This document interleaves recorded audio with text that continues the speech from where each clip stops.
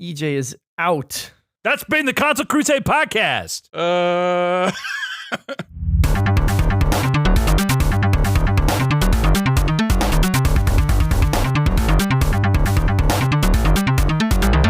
Kotaku. Console Crusade podcast. EJ Olson here with Nick Durheim. Salutations. And officially everybody's favorite professor, Chris Gillyfor. That's right. I'm now the award-winning Professor Chris Gillyfor. You haven't accepted the award yet, so anything could happen between now and 6 o'clock. I expect a Christopher Judge length speech. Oh, good God. We'll see what I can muster. All right. Not a ton to talk about today, so we're going to try to get in, get out. No 2-hour podcast, no 2 hour and 40-minute podcast. Although I've gotten some good feedback on our Metroid pod from a few people whose name starts with B. All right, multiple. That's great. I can think of two. I can think of the two. The two. They both start with BR, probably even. Wow. Brandon has been listening to the podcast, which he has not done since like our first episode, Nick. And he started it with the Metroid, and he's just been going chronologically in reverse order. And he texts me about things that we said months ago. Yeah. It's pretty good. I like it.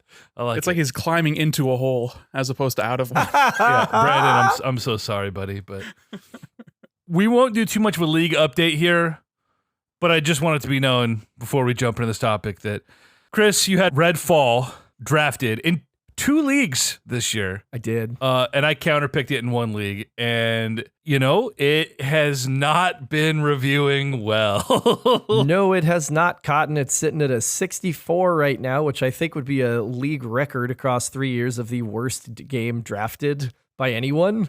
Yeah, it's crazy, man. I mean, in January, it didn't look like a bad pick. Y'all had alarm bells going off when the hands-on happened. I was talking about this with you, EJ, and I know that it's different studios under the Arcane umbrella, and this is still like far and away the shittiest game they've ever released. Like, it seemed like a pretty safe pick based on the track record of that particular developer. I finally got hit with a lemon. It's super drop territory, potentially. It's hanging on me so much. It also wipes 6 points off your board, which would be pretty good. I don't think a super drop would wipe points away from me. I think I still get those points, even if you no longer have the game on your board. It's still a counter pick for me. We're going to have to find out. That's going to be really interesting. I'm pretty sure that's how it will work, but we talked about it. Anyway, Nick, we had a nice little back and forth in the group chat the other day about, obviously, we've been keeping an eye on this for a long time. I saw enough to feel reasonably confident in a counter pick. This sort of segues into 2 very different conversations. But one is sort of the type of media the 3 of us consume. Chris, mostly written, Nick, mostly podcast, me, mostly video. And they all sort of are obviously under the same umbrella of like video game content and like news. It is news, but journalism, quote unquote. Enthusiast press. Nailed it.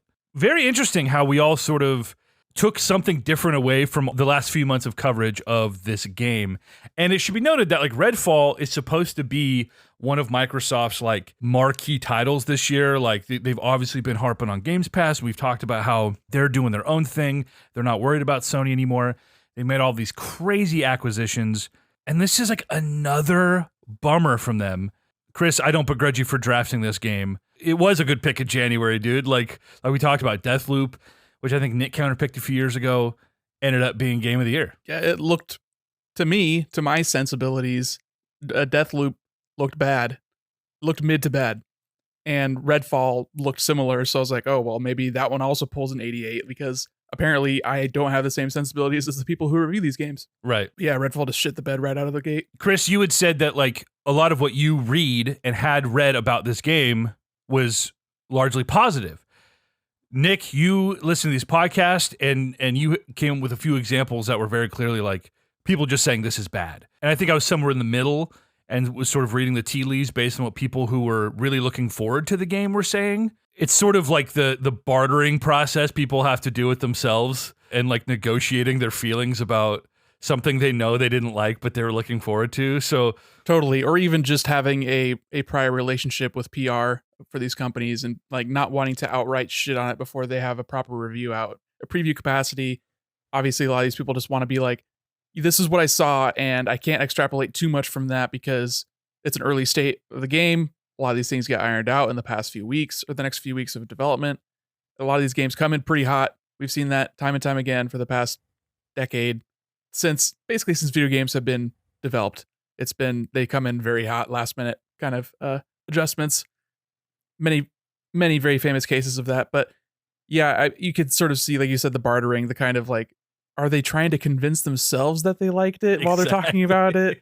Are they just like, man, I hope this is good, and there's some things that make me think that it could be, and obviously this is a developer. I mean, they've got such a good pedigree. How could they put out such a stinker? So yeah, it's tough to come at it from like a completely.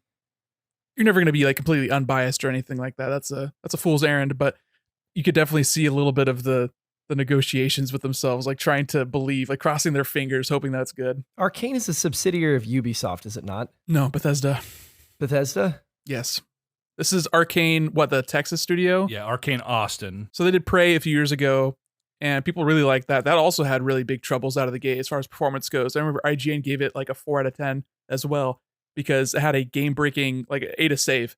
And it was like, we're not going to have any patches before the game comes out, so that could happen to anybody. In either case, it would just, I couldn't remember specifically. Thank you for reminding me it was Bethesda. They have had like an increasingly contentious relationship with reviewers that in the last several years, they've shrunk the embargo window down to, like we saw in Redfall, an hour from the game's release, which is wild, but they've done like 1 day, 3 days has been like the most generous embargo window from a Bethesda release in the last like 3 to 5 years. Since Doom 2016. Yeah, so even longer than that.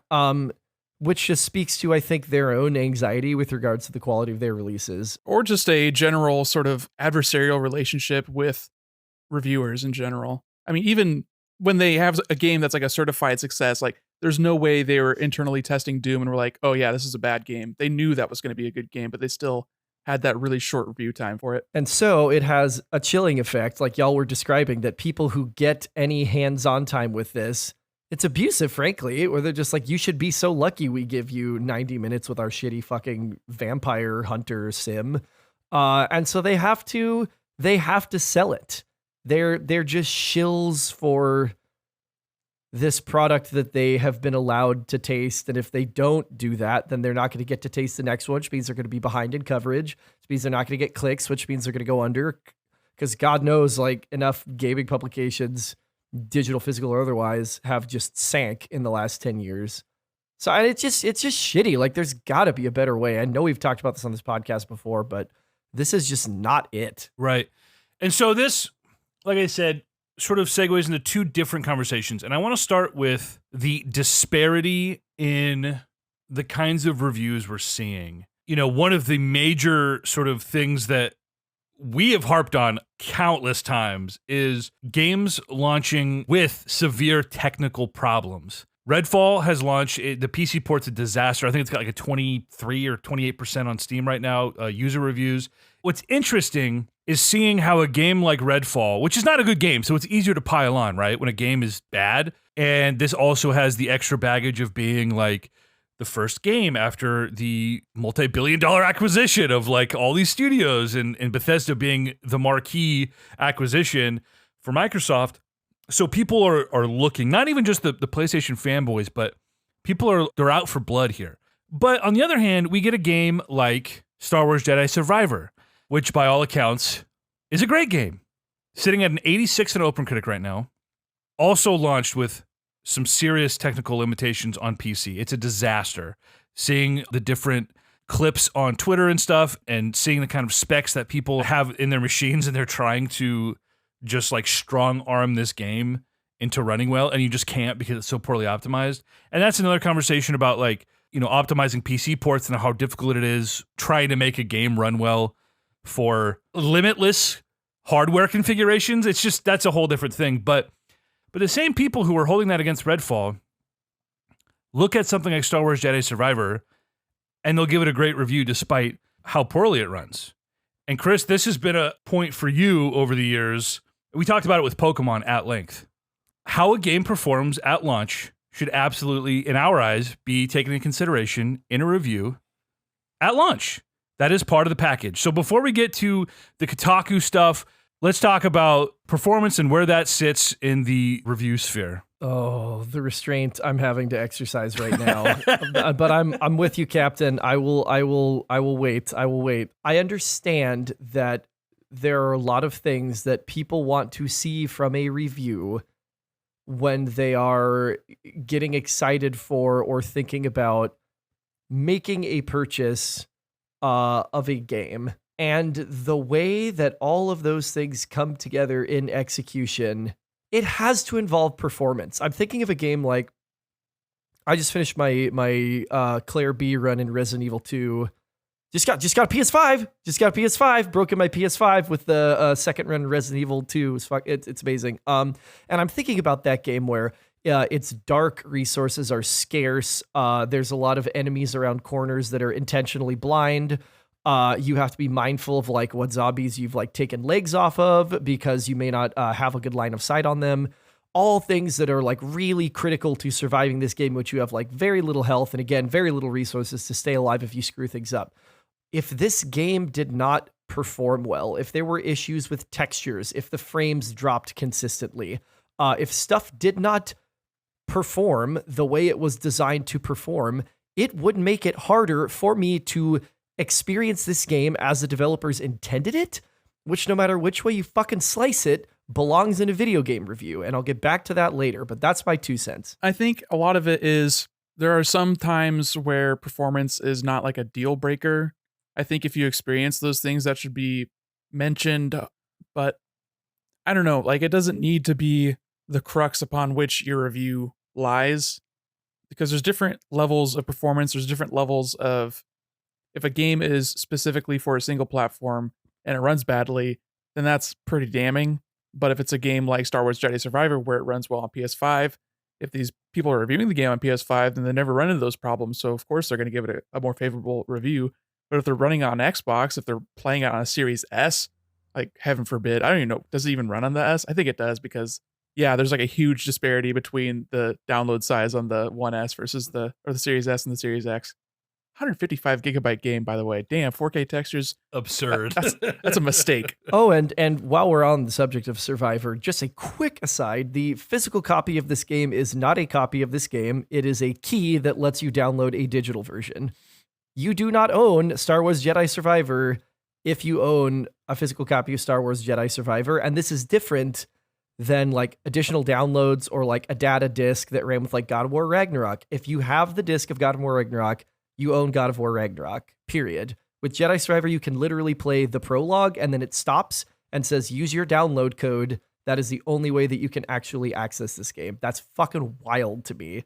Yeah, not the first case of this happening. We've seen that with Call of Duties and many Switch games that are just download codes in a box, but not even having a cartridge.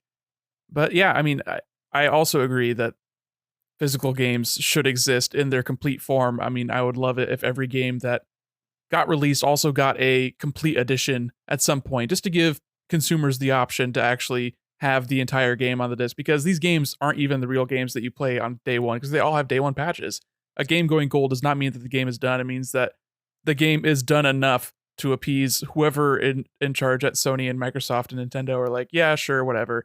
We trust you enough that you'll actually finish the game by the time you say it's out. It's all based on trust. I mean, look back to Cyberpunk. This was a very similar thing. That game went gold, but I don't think anyone at Sony was like actually actively testing it to make sure that it doesn't melt your system when you try booting it. Like it's all based on trust, which is like fine. That's how businesses work.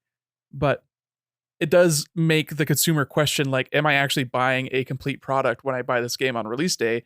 Or is it just sort of like, I don't know, I'm your beta tester until it's actually done in weeks, and then by the time it's actually done, the game costs $30 on a sale. But the job of a review, I think, and this is all dependent on the outlet. I think each outlet can define what their reviews are intended for, like what their audience is intended for. But I think a large majority of video game reviews are product reviews because you're reviewing software.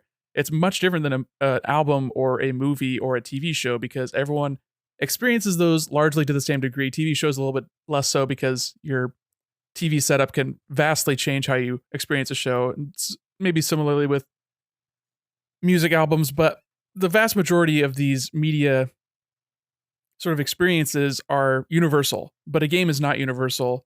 And even more so when it comes to PC games. Like EJ, like you said, every single configuration changes everything. I don't know how games can even get made, but they have these targeted platforms and they're willing to take your money and they're willing to put an apology tweet out and like just tweet out a picture and say, we're sorry that your Intel CPU isn't good enough for your NVIDIA graphics card, because that's basically what they said. They're like, oh yeah, a lot of people are running into bottlenecks because their CPUs are worse than their GPUs. And I was like, oh man, that's a way to step on your own apology, like backhanded, we're sorry that you suck kind of thing. Thanks, EA.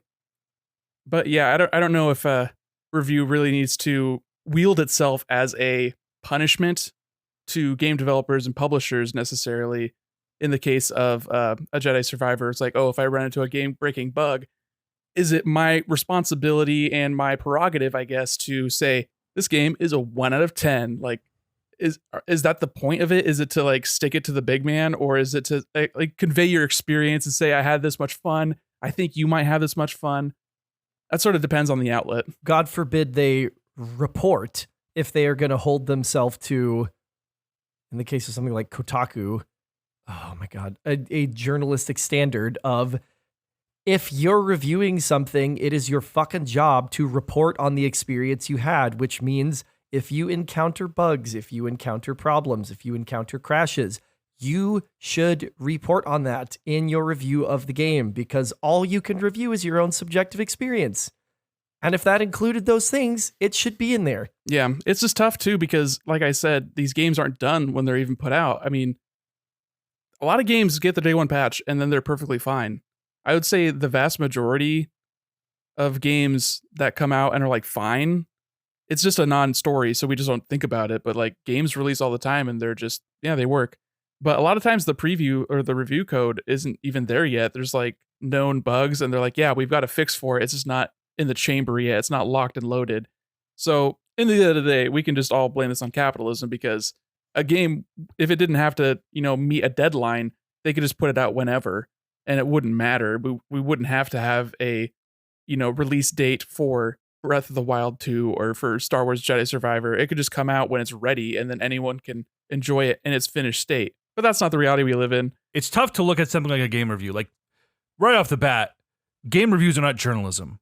And they don't hold themselves largely to journalistic standards. And I don't know if that's reasonable to expect them to. It's sort of this amorphous thing. Like, what is Kotaku? Like, are they entertainment? Is it news / journalism? Like, and they have these different subsets, and people sort of bleed between what they're trying to do over there. And so it's sort of hard to know like what they should be doing, quote unquote. Like, what are our expectations of them? I would say they're largely entertainment. That is also sort of disingenuous to say, because like, how many people are going to go and read a written review of a video game without the intention of buying the game, or at least an interest in possibly doing that? So in that sense, it does come down to, these are for the consumer. And without the consumer or potential consumer, like even if the product exists, without us reading and consuming these reviews, they're not making the reviews, right? So at some point it comes back around to, these are made with the intention of informing the consumer. And I don't think like we need to sit here and shake our fists at people who aren't so black and white in how they evaluate a game, because like you said, it's this subjective experience. Like, I know people who played Pokemon Scarlet and Violet. My brother put 200 hours into that game. Fucking loved it. Didn't think about the performance issues, but maybe one time, right? To each their own. Like, if you had fun playing it, you had fun playing it. But Chris, you're right. I think a reviewer should mention those things. Whether that drags a 9 down to a 7, I mean, it doesn't matter. It's all fake, right? And it's all in the context of the words that are being written or said. So that's kind of tough to sort of figure out what a review should be. But the conversation that we're going to get to here, and that frustrates the hell out of me, is this pushback from the industry, games journos, reviewers, whatever, that have taken this stance like, my reviews are not for you. It is not for the consumer, right? We're not strictly reviewing a product. We are evaluating art.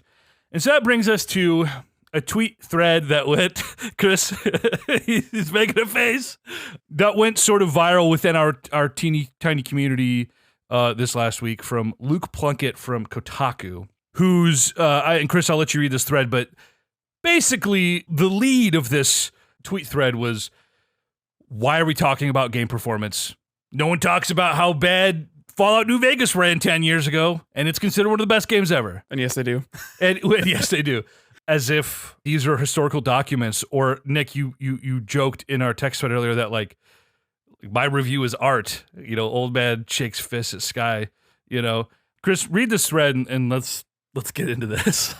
I'm gonna read parts of this. Hey, don't misrepresent his bullshit. His bullshit stands as bullshit on its own. Don't edit him. I'm not going to edit him. I'm just not going to read every single one of these inane tweets because I don't think that all of them are pertinent to what we're talking about. I just want to like preface this, listeners, by saying that I was a daily reader, and often like more than one time daily, of Kotaku for like a decade of my life. Like literally from the time I finished college, maybe even before, until like January of this year, I was on that website every day until finally I was like, I have fucking had it with this site. Like, this is not serving my needs anymore. It's not, they just got so far up their own ass about like what they think matters to folks who want to exist in digital space and in the media spaces, whether that's like television, film, video games, most especially anime. I was like, I'm over it. I'm not enjoying a damn thing on this website anymore. I have not read anything there in 4 months, and I hoped to have never read anything there again. And then y'all told me about this, and it was just so relevant. Oh no, it was. And I'm glad you did, even if it did make me uncork one of the more like vitriolic, I think, string of texts I've ever sent in the group chat.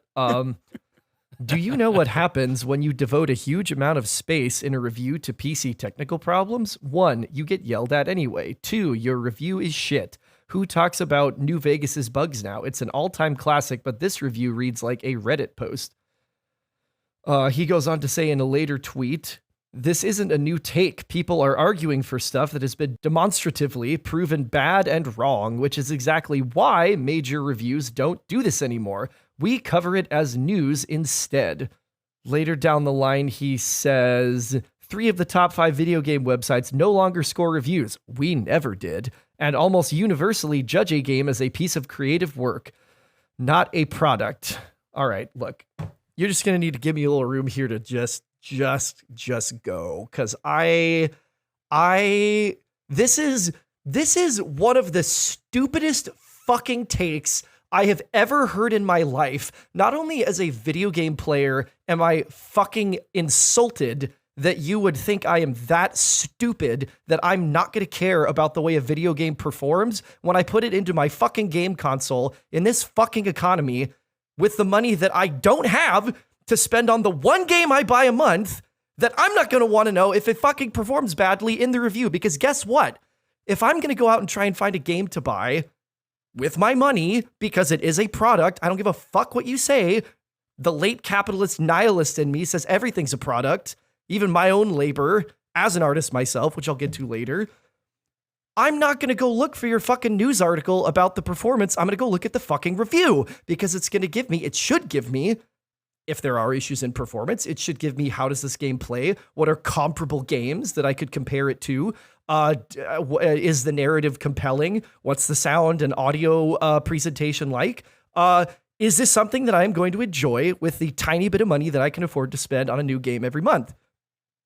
So as a video game player, I'm fucking insulted that you think I'm that stupid, that doesn't matter to me, number 1. Number 2, as an artist, I'm even more fucking offended, because the implication here somehow is that the way that something does what it's intended to do doesn't matter if we're evaluating this as a piece of art.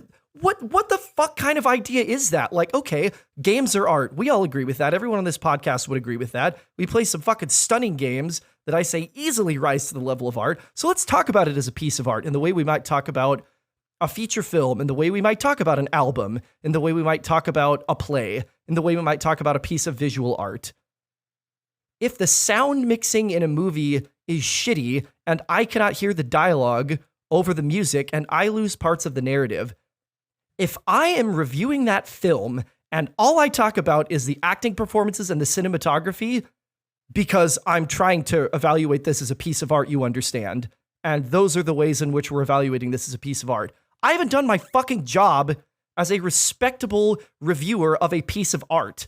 If I'm going to go and watch a movie and it has massive pacing issues, and all you want to talk about is the soundtrack, and all you want to talk about is the acting performances or the cinematography, but you don't want to talk about how bad the editing is, but you don't want to talk about how bad the script is, fuck you. That's a bad review of a piece of art.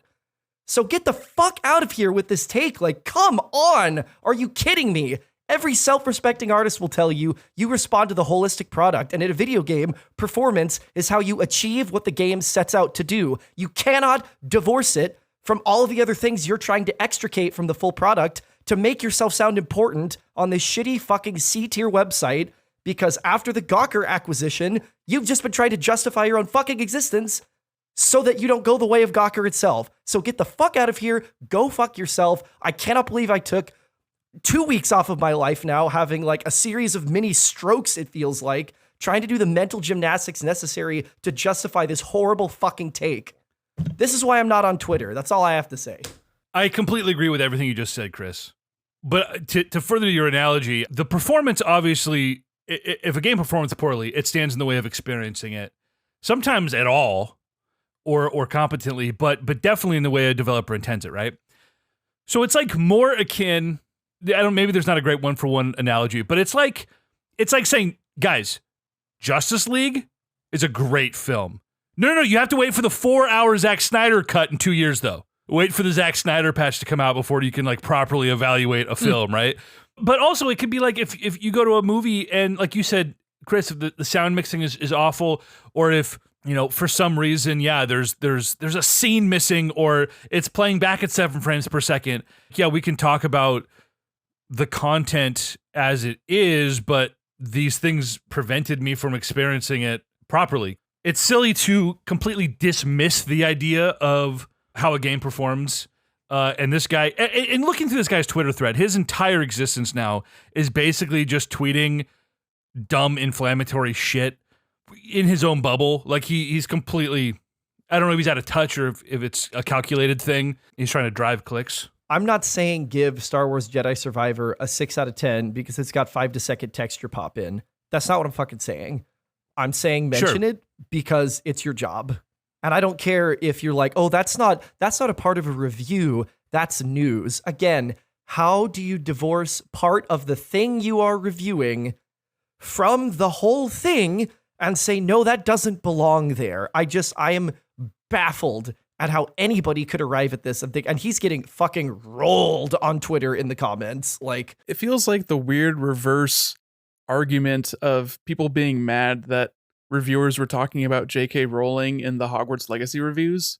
It's like weird. I don't know how two sides of the political aisle can both be like defending the same thing, but that's what it feels like to me. It feels like, no, yeah, we should talk about this thing that is irrelevant to the game or relevant to the game. We decide that though. And it's more just, I have to dig my heels in because the gamers are yelling at me on Twitter and that makes me defensive. That's what it reads like to me, right. Especially coming from Kotaku, whose review of Forspoken has the tagline of Forspoken tells a great story, but suffers the technical jank of an FEPS3 game. Like they literally do talk about technical aspects in their reviews. This guy is just unhinged and getting mad on Twitter. It's like Adam Sessler.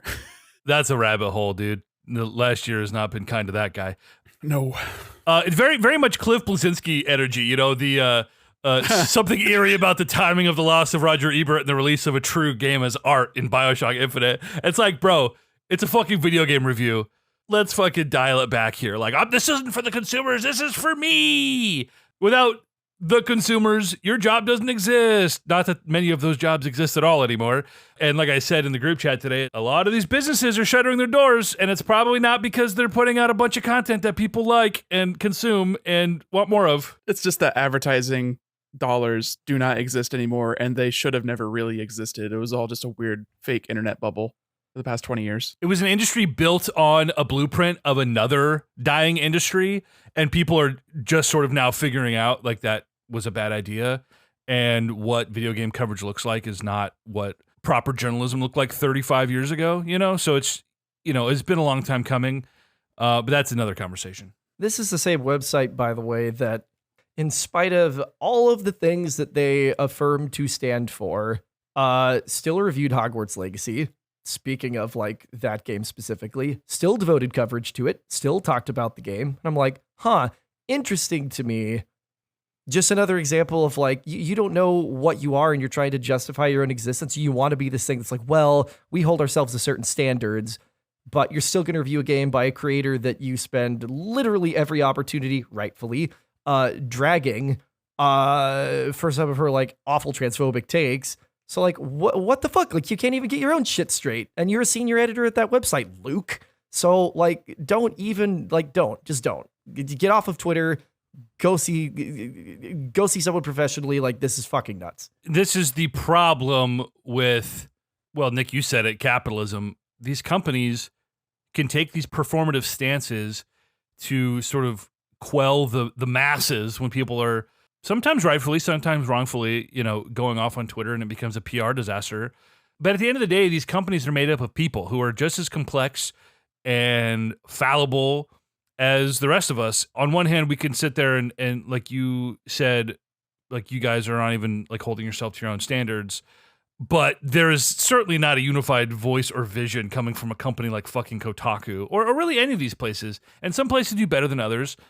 We've seen that play out with the IGNs of the world and other such outlets. But at the end of the day, yeah, there's a lot of money there, and everyone's trying to get theirs, and so it can be tough to be consistent in your values in that respect. And obviously, the idea of how we're reviewing a game is certainly a far cry from like how we're representing art created by some questionable individuals. Like, there's definitely tiers to like how these things matter in society, but I get your point in the inconsistency, and not that any of us have probably paid for a subscription to one of these fucking websites, or I certainly don't think any of us are paying a Patreon to consume these podcasts or whatever, but we're voting with our wallet in the sense that, yeah, we're not driving ad revenue to these websites anymore because we're sick of that shit. Absolutely not.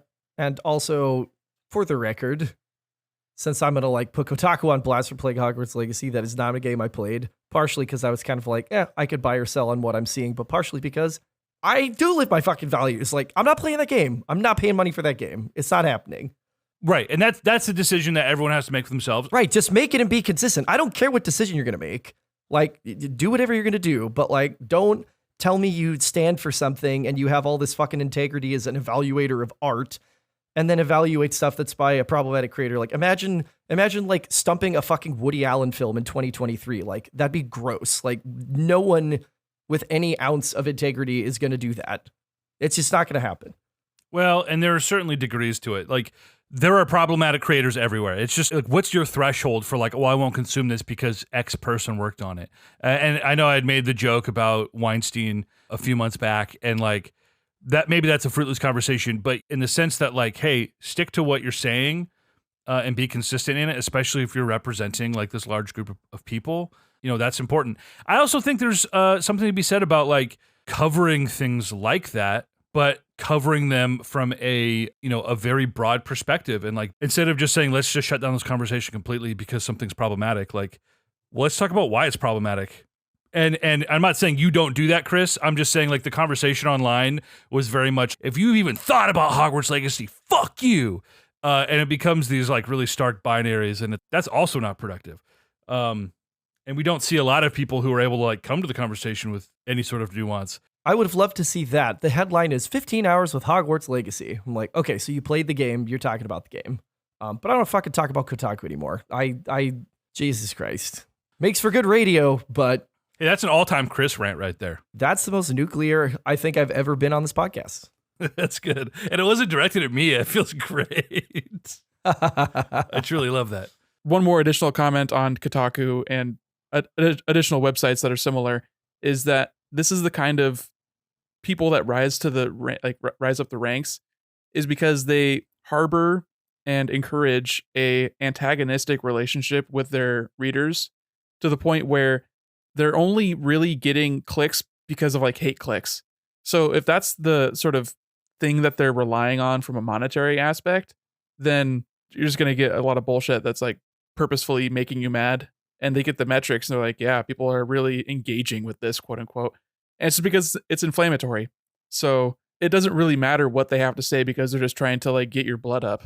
Right, and they do that spectacularly. And that's why, again, it's completely silly to like look at an entity and be like, this is what they stand for. They don't stand for anything. It's all money. No. Yes. The only other thing I think we really had to chat about today, and Nick, I'll let you run us through this. This was about the Breath of the Wild multiplayer mod and the DMCA takedowns and this conversation about... Yeah. Chris, do you have to bounce? Oh, Chris is out. He is gone. I have to actually look up and find his like statements, but a lot of the conversation that I kind of wanted to have is based on that. Yeah. Because this is the guy that last year, 2 years ago, at some point in the past, he put out a bounty on mod makers to say, hey, I want a multiplayer mod for Breath of the Wild.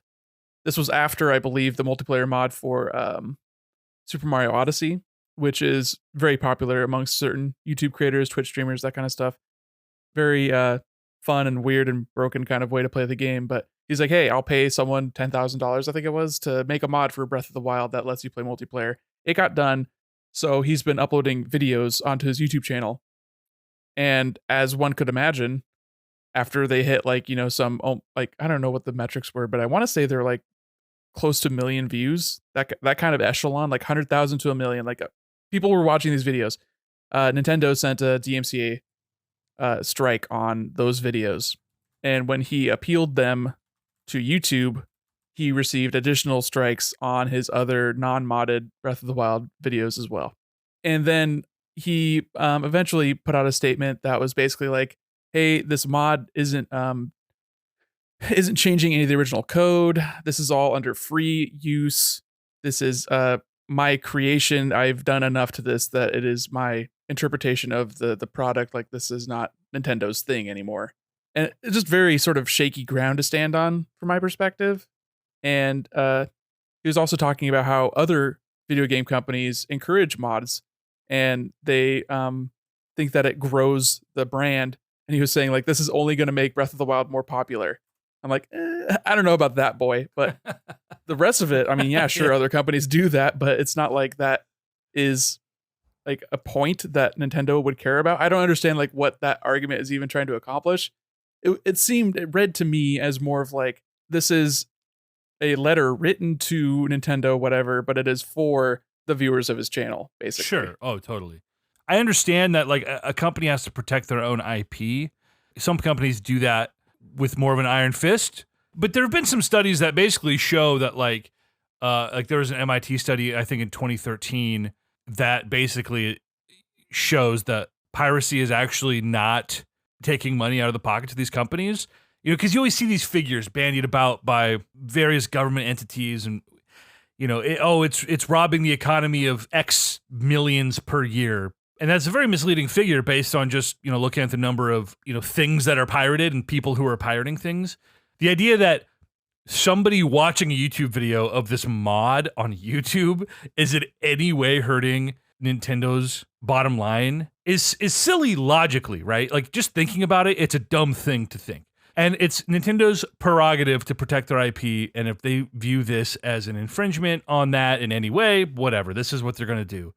It shows that they are increasingly out of touch with how the world works, and their YouTube policies have shown that, and their Twitch policies and the way they strike these creators, you know, they're obviously out of touch in that regard. But it's interesting to me because there are real world examples.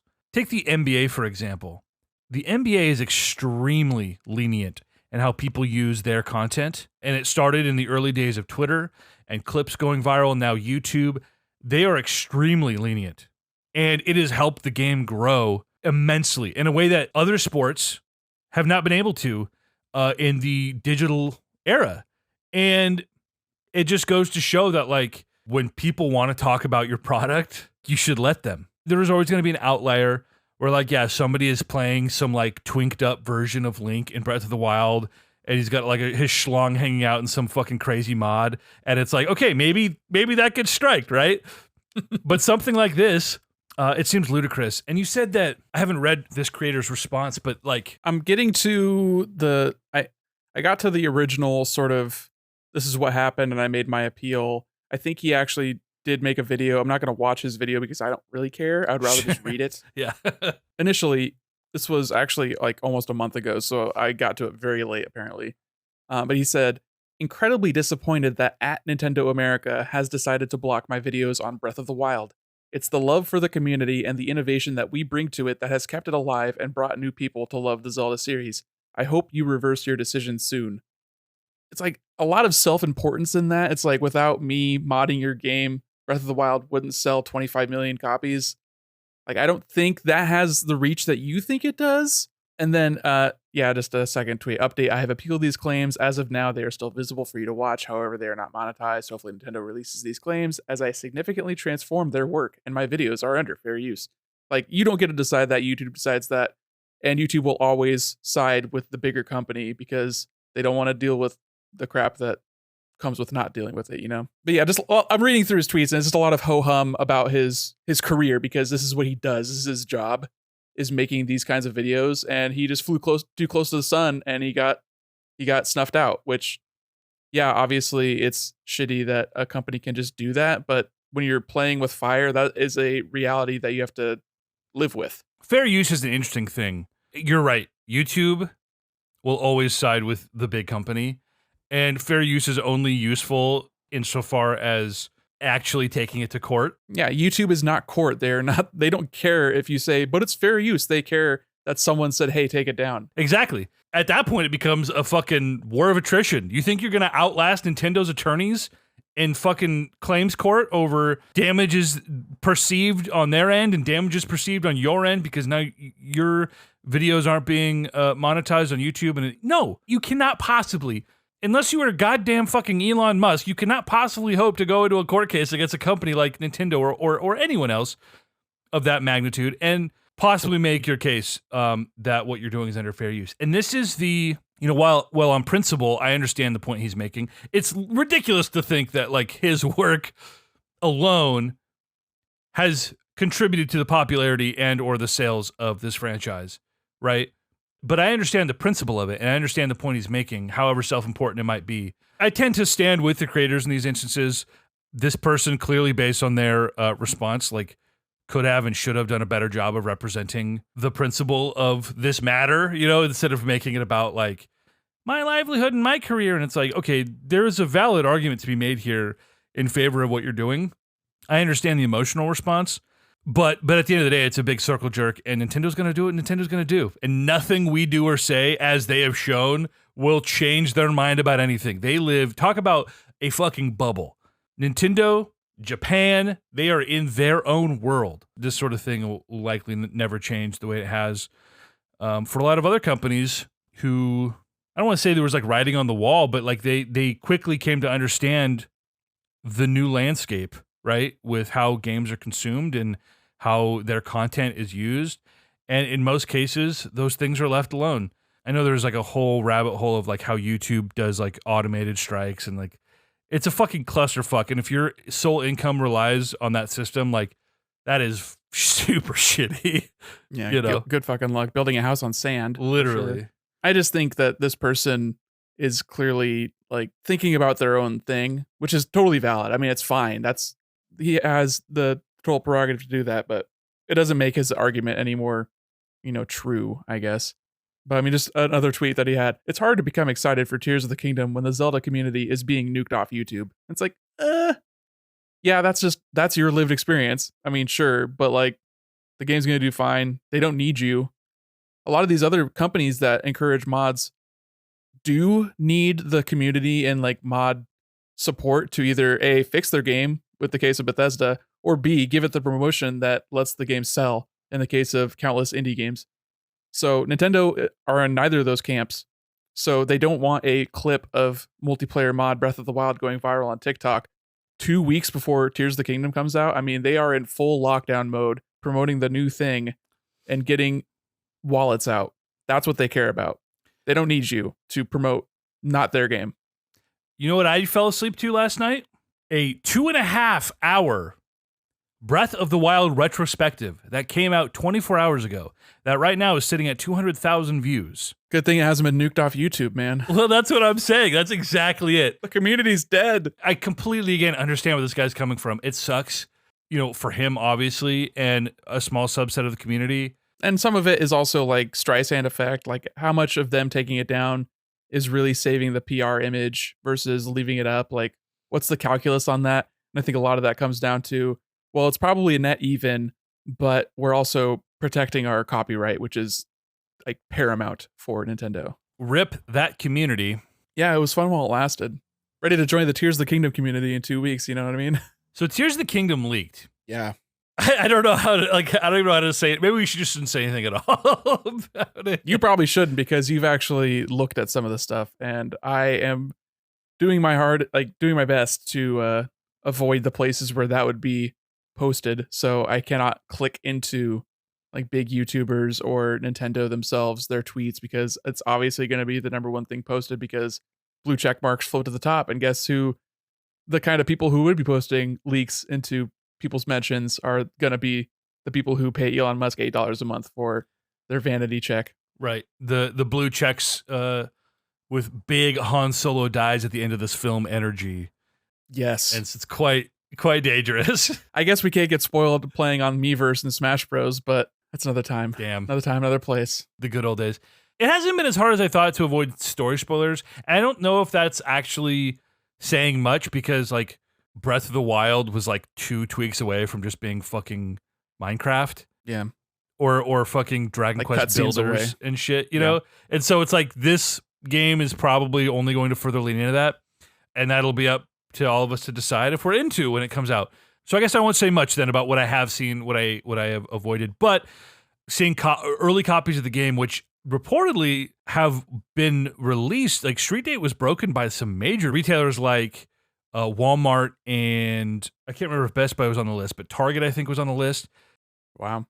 And normally it's like a mom and pop shop, right? I wouldn't have assumed that they would have even really gotten copies until like early next week. I guess they have the pre-order numbers. They know how many copies this game is selling. Even like GameStop was talking about having a midnight launch and having every single store that they have in the country will have at minimum 4 copies of the game, which seems like not very much, obviously, but that is a sliding scale based on how many people go to that store in particular. Right. Yeah. Midnight launches are even like a rarity. Well, especially post-COVID, but it's one of those things. I mean, if you're going to have a midnight launch, it's for a game or sequel to a game that sold 20-some million units. It's the best-selling game on the Switch, right? Outside of Mario Kart? Animal Crossing is still above it, and I believe one of the Pokemons as well. Okay. I Well, think Sword and Shield.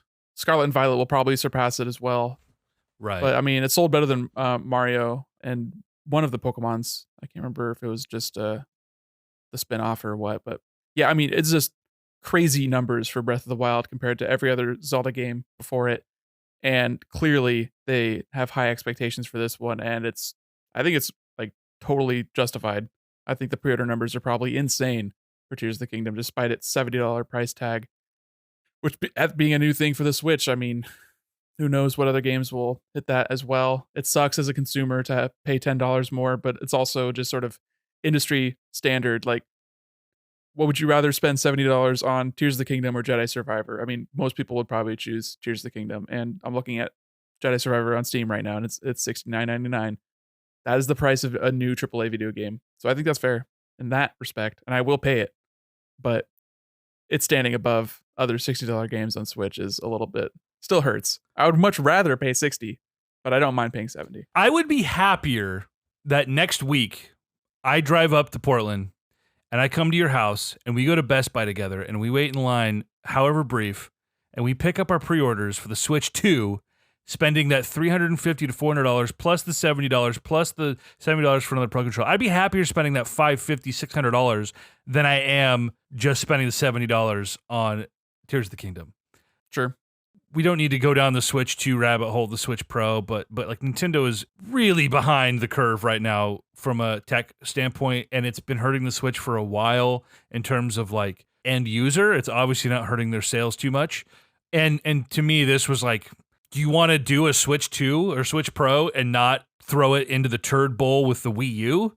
Well, you launch it with Breath of the Wild 2, motherfucker. And instead they're potentially closing the life cycle, or at least this iteration of the Switch, with Tears of the Kingdom. And so, interesting to me. I'm not happy about the price increase. We've talked about it, but I think that just makes it more clear that there's obviously things in development for the future that will be like a launch title for whatever is next for Nintendo, whether that be Mario or Metroid. I think either of those has the cachet with the hardcore gamers that would be a suitable launch title, or even like Mario Kart 9. Can you imagine? I don't know how close we are to another Mario Kart game, given how many DLC courses they're pumping out, and decent courses too. But I mean, also, next Switch could be 2 years away. That's true. Mario would be a good choice. Historically, launches are not very good. You get Pilot Wings. I mean, Nintendo is really the only company that's had good launch games. They did launch Mario 64. They launched with Super Mario World on SNES. They launched with Mario Land and Tetris on the Game Boy. They launched in the US with Super Mario Bros. On the NES. GameCube was pretty weak, but I mean, Smash Bros. Is 2 weeks away. That's true. What about the They've Wii? had good launches. Wii Sports and Twilight Princess. They delayed it a month for GameCube, but it was a GameCube game they ported to Wii. But I mean, it was still, a Zelda game and a good one. Sure. So Wii U had Nintendo Land. Hey, listen, that was almost the top 100 right next to Wii Sports. What I found funny last week, you bring up Metroid, like could Prime 4 end up being a launch title on the Switch too? Probably not. But we talked last week, I inserted a clip for the bit last week, but we were talking about Elden Ring being such a phenomenon. And it really was. And I went and looked, because Chris said, well, so is Metroid Prime. And I went and looked, and Metroid, the franchise, in 37 years, has sold 20.5 million games across 17 titles. Elden Ring sold 20 million as of the last reporting in a year. Like, that's insane to me. That's crazy. I mean, Dark Souls 3 did well. Sekiro didn't do as well. But yeah, people are like ready to jump on that particular formula. Like the hardness and like the community love of a Dark Souls with a more open-ended, like easy to buy and play forever. I mean, you talk about your brother putting 200 hours into Scarlet Violet. He also, how much time do you put into Elden Ring? I mean, it's just it's a very approachable game for how brutally challenging it can be, but it's still like surpassable. I mean, people always talk about how hard Dark Souls is. That's like the joke. That's the thing that people talk about, but that's not why it's good. No. It's just the thing that people remember. It's the easiest thing to say in a sentence. Like, oh yeah, that game, it's awesome. It's hard. But it's a lot more than that. And Elden Ring finally broke through in a way that, like, yeah, Elden Ring is a normie game. If you play Elden Ring and Call of Duty, you're just like a dude in your 30s. That's crazy. That's crazy to think about when you put it that way.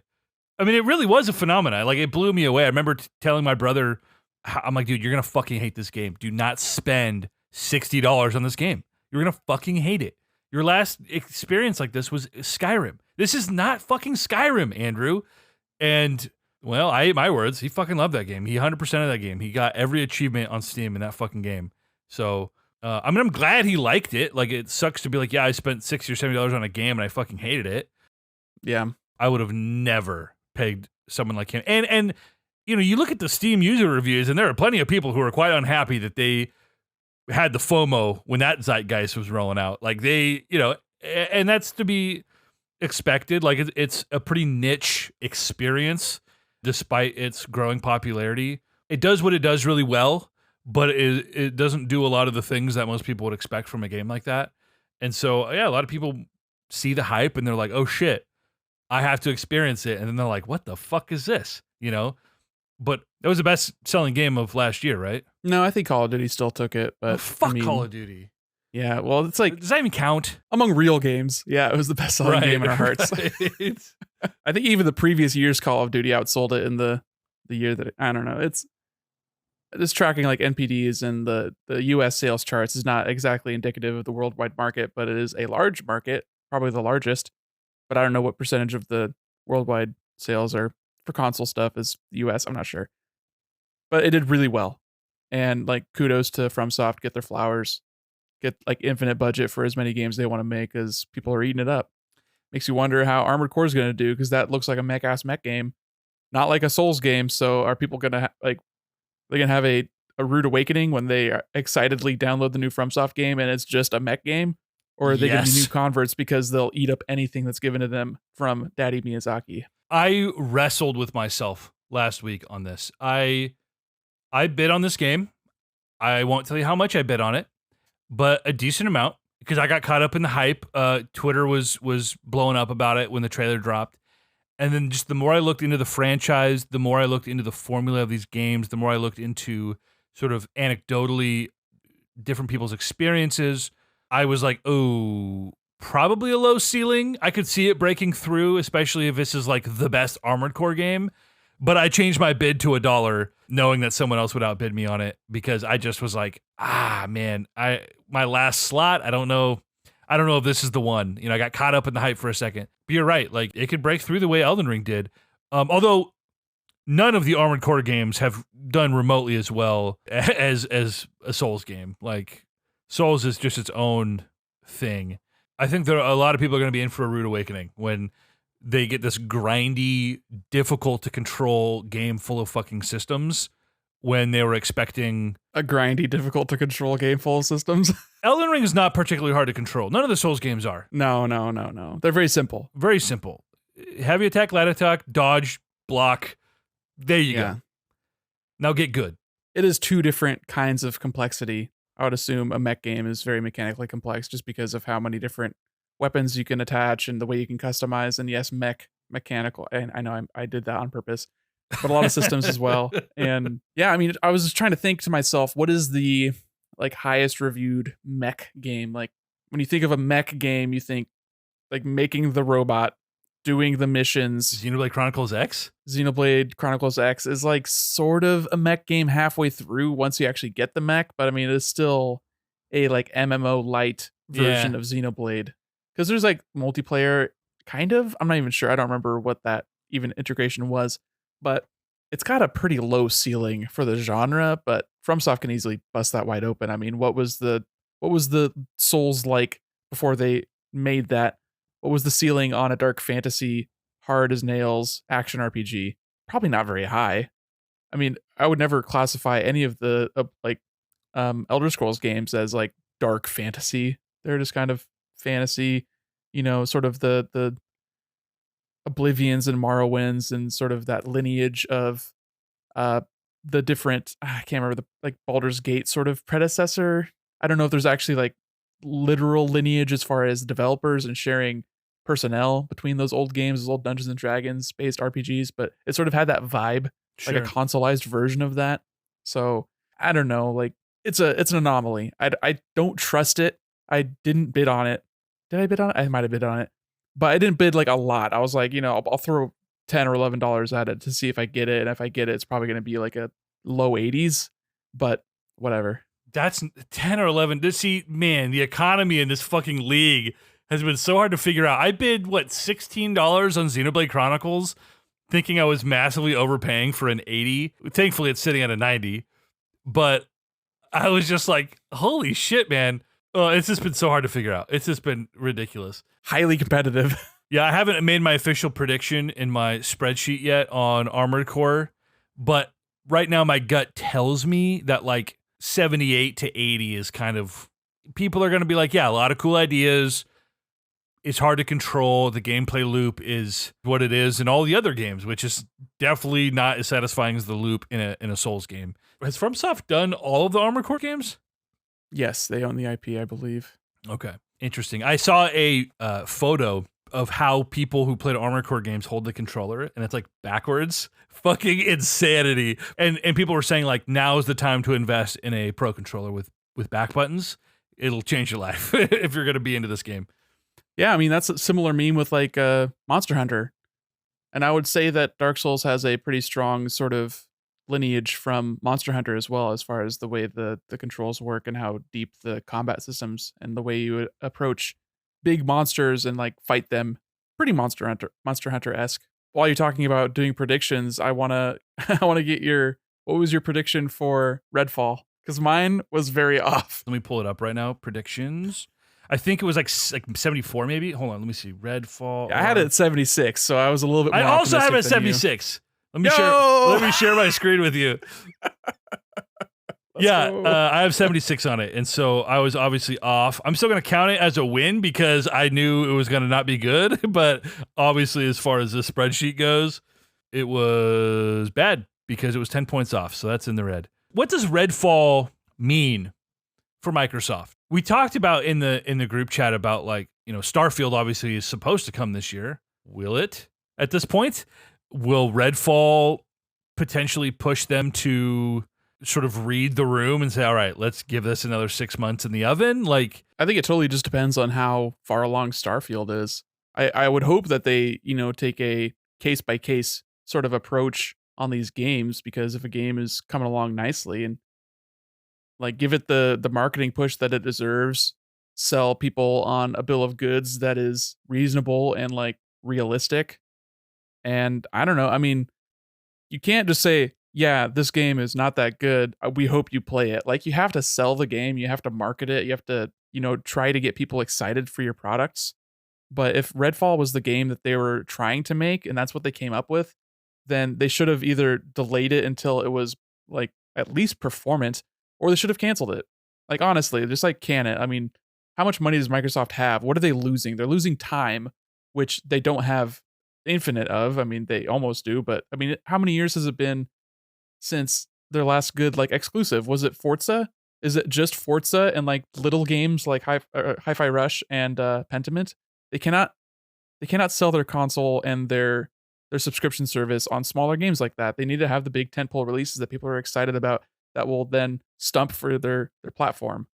And Halo Infinite was like good, and then they couldn't keep it up with like the season pass stuff.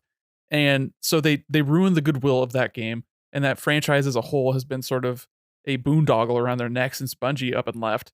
So they don't have Halo. They have Forza, which is a racing game. I mean, people love it. It's great. But I mean, it's a racing game. They need to have a big budget, third-person action adventure, over-the-shoulder sad dad sim, so that they can compete with the likes of Sony, because that's the kind of audience that they're looking for. They want the 30-year-old men like us who have podcasts to be excited about Xbox as a platform. And you're not going to get that from just Forza and with Redfall. There's nothing to be excited about right now.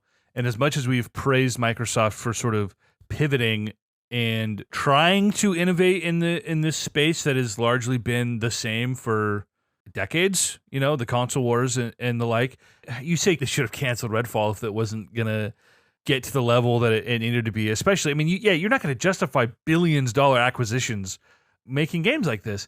When you look at Microsoft versus Sony, the conversation is exclusives versus what? Forza, like you said. And Sony has Gran Turismo, but also everything else. Every time they have something interesting, it seems like they can it. Like, how long ago was Scalebound at this point? But like, I mean, Scalebound could have easily just been another platinum bust, right? So sure, people talking about that was just another era of wishful Xbox fans, which is like, yeah, if you're an Xbox fan, you've been wishful because that's all you have. It's become a running joke though at this point. If they had shit canned the first post-acquisition release, like, oh my God, they just can't afford to keep doing this. And so Starfield either has to fucking hit, or, my concern, I said this when we did the Fantasy Critic draft, I told Chris, I said, man, people do not forgive the jank as readily. And obviously we talked about today, like how, the sort of disparity between how much people weigh those things. But like a game like Skyrim releasing today in the state that Skyrim released in, at launch would not do as well as Skyrim did. And if Bethesda games always launch from broken to unplayable, right? Nothing better than broken. Now people are headhunting. People want Phil Spencer to resign. Now it's fun to look at Microsoft and say, how, are they going to shit the bed again? And so I don't know how much that actually factors into how people like who are reviewing the games talk about it. I don't know. but it can't be like 0%, right? Yeah, I don't know. I mean, just from the enthusiast press sort of side of it, no matter where you land on the spectrum of liking Xbox to hating Xbox, everyone is like waiting for them to fuck up. And you don't have to wait very long, it seems like, in this day and age. It's too bad, honestly. Like, it would be better for everyone if there was 3 super competent platforms that were competing with each other. But it seems like Xbox just tends to just fumble the bag every time. And it's just what it seems like. I mean, I'm not invested in the ecosystem. I don't have the sort of hands-on experience with it, but that's just the vibe that I get from the outside looking in. And like I said, these small games are cool. Like, it's really awesome that they had Tango Gameworks and they pitched this game and they said, yeah, go for it. Like, do this cool thing that you want to do. It's not in your brand sort of wheelhouse. It's not what everyone sort of is expecting from you, but do your own thing. And that is, I think, Xbox's greatest strength is like, hey, we have more money than God, so we can just do whatever we want. And that leads to really cool and creative projects, but it's not anything that people can be excited about. You can't say, oh boy, I can't wait until X studio puts out this strange new game, because that's the kind of game that gets launched. It gets announced and launched on the same day. Pentiment had like 6 months to a year. It didn't need that long. They could have launched that on the same day they announced it. It's just like a small little cool story game. And if you're going to play it, you're going to play it and you're probably going to love it. But it's just not anything that you can say, yeah, we're proud to be Xbox players because of this game. And I guess that's sort of feeding into the fanboy sort of nature of it, which we could talk about that being good or bad. But if you have a favorite sports team, you like to see them win. And when they're not winning, then you're down in the dumps. So if you're an Xbox fan, you don't want to see them lose. So you're desperate for Starfield to win. And if you're a Xbox hater, if you're a Sony fan who's like, Xbox can't put out a good game, then you're wanting Starfield to fail. So it's just like, there's so much on the line for this one game, unfairly so. Not even just to mention that it's the next Todd Howard game and everyone has like really strong opinions on what that guy puts out. So yeah, it's tough. I can't imagine. I don't know like what internally they're thinking as far as they do have a release date now, correct? Like it's September? Theoretically, yes. Right, yeah. So I mean, but yeah, release date is only as good as when it actually comes out and if it's broken or not. But will they hit that release date versus should they hit that release date versus it's just, I don't know. They could delay it. I would much rather them delay it to make it good at launch than deal with another broke ass Xbox game. But the problems that Redfall has, I don't think it would review that much better if it was like performing greatly. You know, like if they delayed it 6 months to make it perform well on PC and like work on all the platforms it's on, I don't think it would get much higher than a 70. It seems like it's just kind of a boring, bad game. So Right. They should have canceled it at that point. I don't know. Like, what money are they making off of it? Is this really a thing that's drawing people to Game Pass? What key performance metrics is this game meeting? I mean, I think about what you said with Scalebound, like they should have just put it out or like not canceled it. But to a certain extent, what you never had is easy to sort of blow up in your mind is like, oh, it would have been great. But if they had just never put out Crackdown 3, would anyone care? Like, I think of it in that sort of sense. Like, Redfall is a Crackdown 3 at this point. No one was like super stoked about Redfall before it came out. People were stoked about Scalebound because it was weird. It was Platinum. Platinum had misses at that point, but it also had Bayonetta and Vanquish and like super cool, niche, weird games that Xbox was desperate to have. So it's easy to sort of think back and be like, man, Scalebound would have been great. But nobody was like, man, Redfall would have been great. I get the sense in the YouTube comments and such that like, yeah, there was anticipation for it, but even if the game was good, not great, but good, yeah, how much traffic is this driving to the subscription page on Xbox's, Game Pass fucking tab? Like I don't know if it's doing much of that. And I think there are people who will play this game because they already have Game Pass, because Game Pass is a good value, who will try this game because why not? And in that sense, like maybe this game grows a community, especially once it gets fixed. But at the end of the day, yeah, it's just a fucking mediocre game. So it seems much ado about nothing here. It just doesn't seem representative of a AAA game put out by a first-party studio. It feels like a AA game that would get shut down in 6 months because the player base had dried up. Like it seems like Back for Blood. Like that is the level that this game sort of reaches and does not try to surpass. And that's like, a vibe, I guess. You could try to go for that. I don't know if that was the intention. I don't know if they wanted to make this game the way that it came out. I'm trying to see what games Arcane Austin has done. I think they did Prey, and they worked on that bad Youngbloods Wolfenstein game. So I think that was them. This is sort of the problem with looking at a name and just assuming. We've talked about this a lot with Suicide Squad this year. Like, oh, clearly Rocksteady can make a competent game. They made several of them. So why should this be any different? All of them are gone. The leads of that studio have left. Right.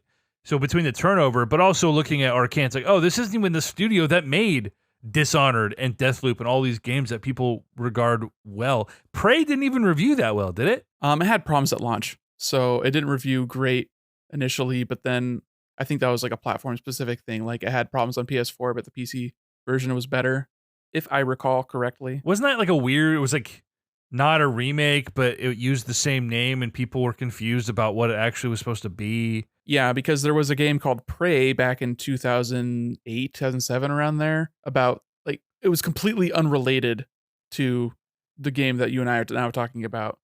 But because Bethesda had the rights to the name, they just called the new one Prey also. Very weird. They could have named it anything. It's not like Prey was trading on like, oh, remember that game that nobody bought? Now we have this game that nobody will buy. Like they don't want that. I don't know why they used that name. They could have called it anything. The DLCs for the game had better names than the actual game did. Call it Moon Crash. Wouldn't that be a sick game to play? No, they just made that into a roguelite version that they put out a year after the game came out. That's so fucking weird. Yeah, you wonder who's making these decisions at these companies, and is there a unified vision here, or is this just these machinations of like whatever dickhead suit is angling for a promotion this week, Microsoft's got to figure it out quick, and I'll tell you at the end of the day, the only time I'm rooting for a game to be bad is when it means getting more points than you and Chris. Otherwise, I'm like, dude, I would be so happy if Microsoft even put out exclusives at the same quality and half the clip as Sony, a quarter of the clip. If they were just putting out good exclusive games, I play 2 or 3 Sony exclusives a year and they're always good. And if Microsoft was adding to that pool in the genres that I give a shit about, like, great. Otherwise, I'm just sitting here like, man, I bought a Series X at launch that got more use for the first year than my PS5, but for the last 18 months has just sat there gathering dust. Sometimes I plug it in to watch a Blu-ray, right?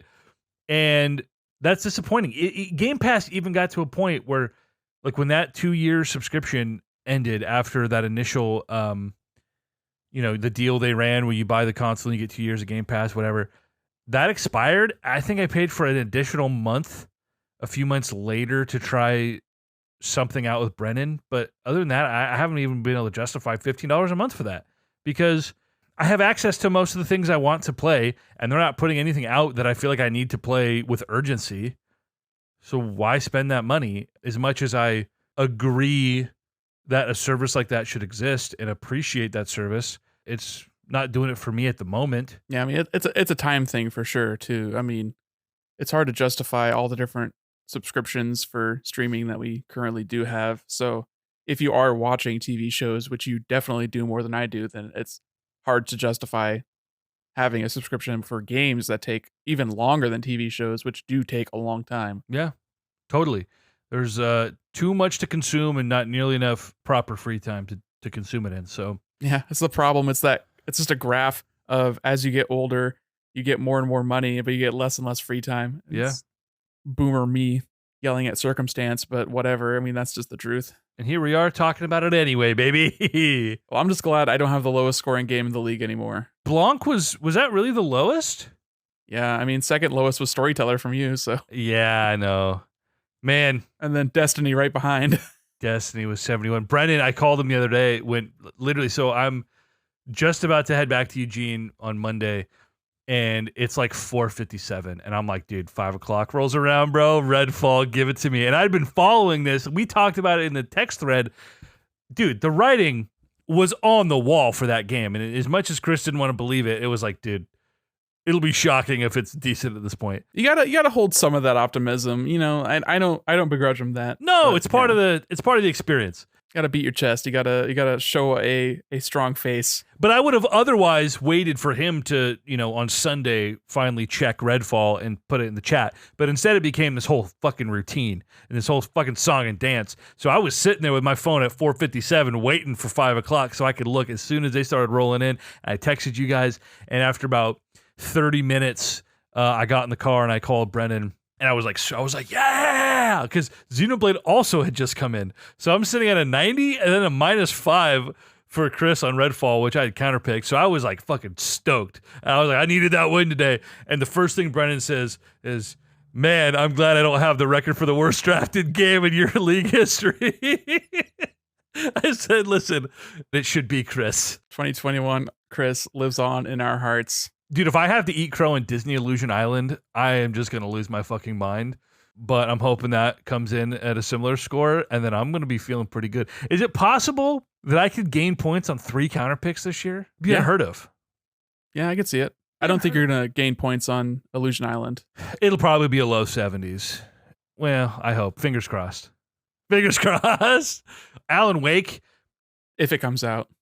Exactly. If it comes out, we'll lose me a lot. That is my super drop.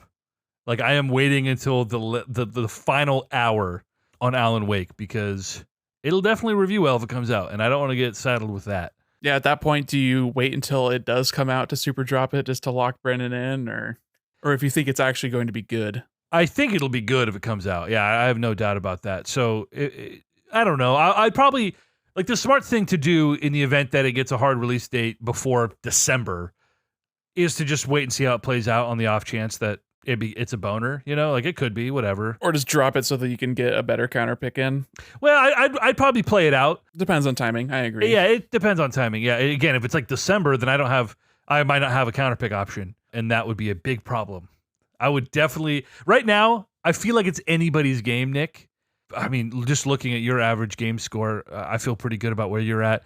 Chris isn't in a terrible spot. I even thought Brennan still had a chance if he just played the rest of his slots well.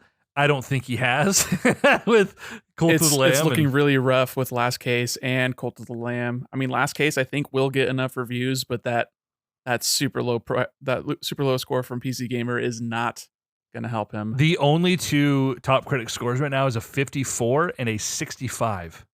Ooh, I didn't realize the second one came in 65. It's pretty bad. It's not where you want to be. Whoa, dude.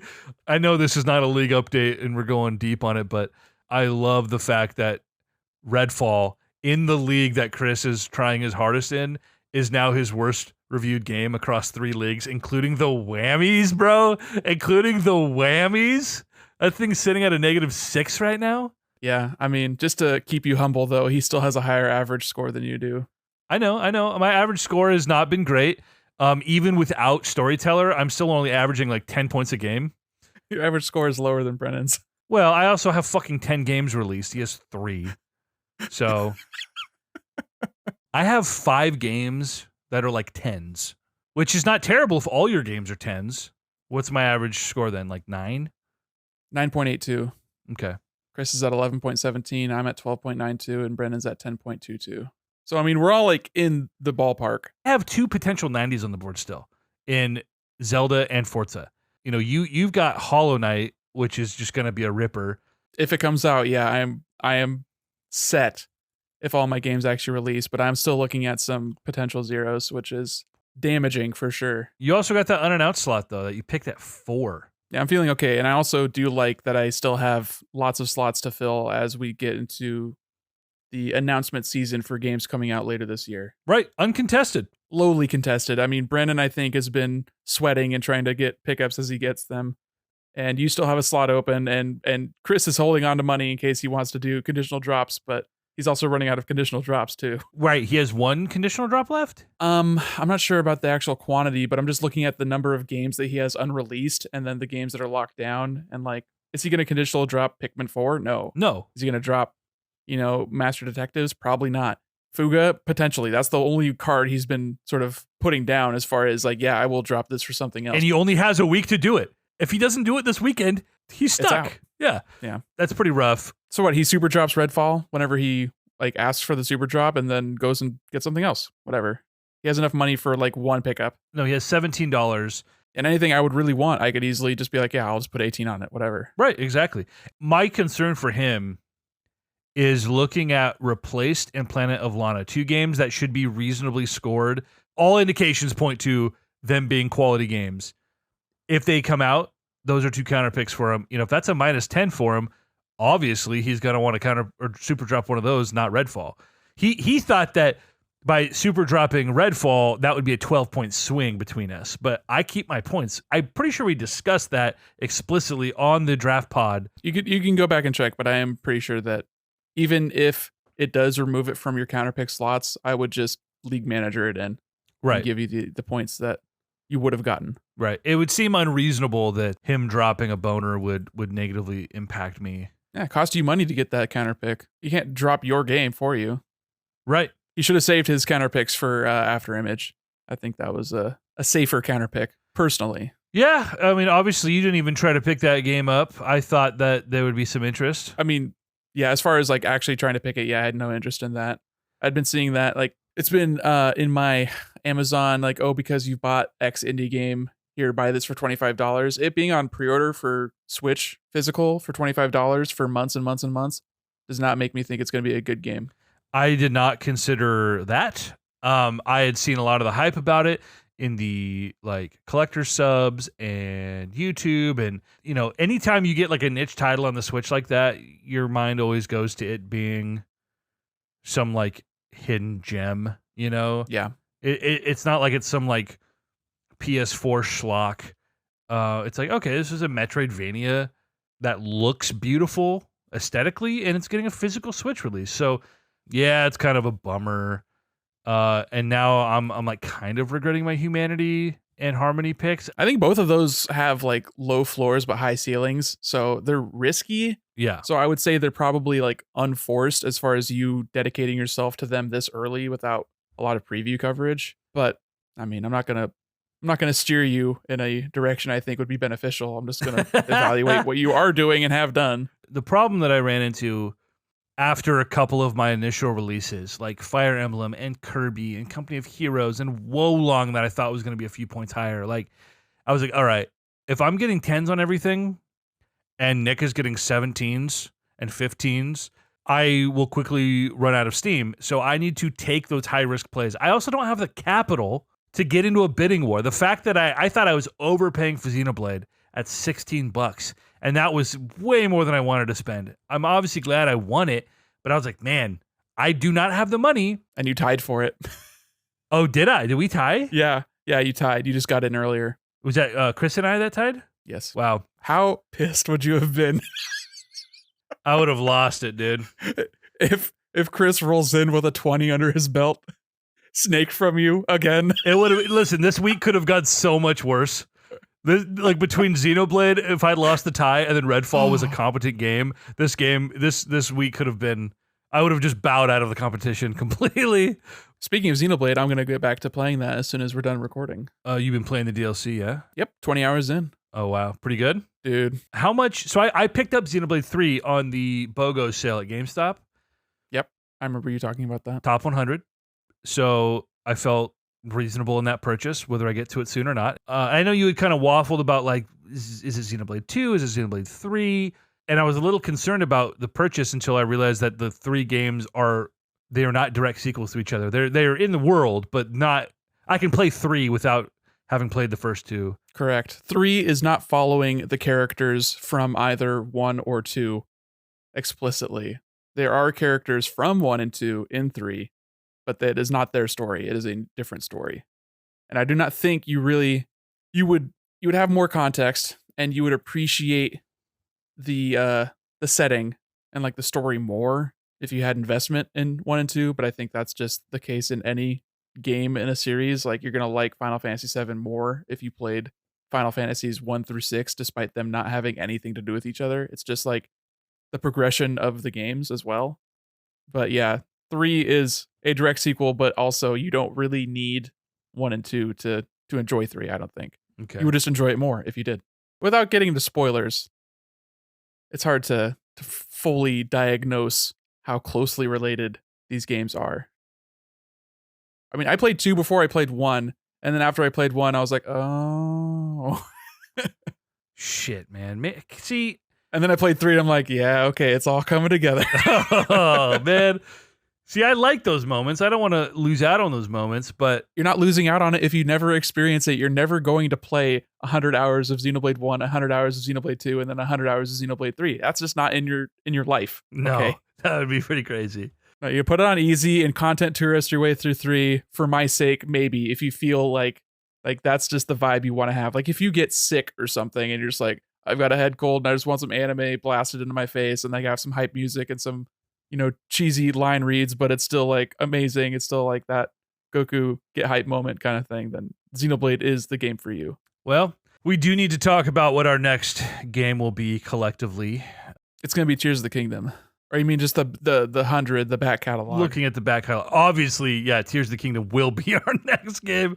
This week I got home and I was like, okay, I could go get Jedi and try to cram it in the next 5 days before I have to go back to Portland, or I can just wait till the summer and keep my palate clear until Zelda and just take this week of rest and not think you about need the games. rest too. Dude, it's been a long couple of months, honestly. Anything else you want to touch on, or we want to wrap this up? No, not without Chris. I did want to talk to him a little bit about Skyward Sword because I just finished that game as well last week. Console Crusade, where the fuck is Chris Cast?